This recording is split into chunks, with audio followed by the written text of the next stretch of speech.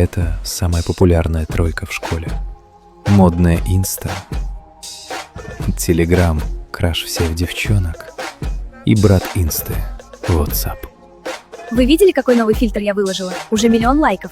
Неплохо, но мой новый канал новостей уже цитирует все СМИ. А мне мама написала, чтобы я шапку надел.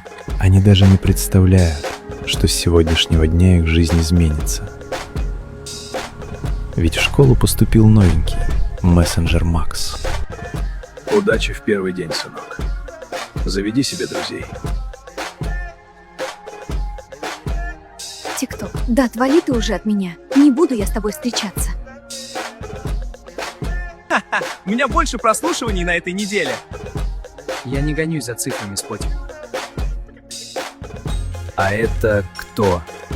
Это новенький, русский. Слышала, у него родители какие-то мутные. Привет, меня зовут Макс, и я первый день здесь.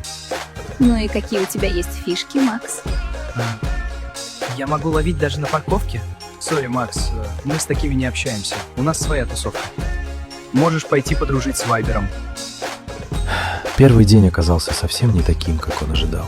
Отвергнутый и одинокий, Макс понял, в этой школе выжить будет непросто. Привет. Ты новенький?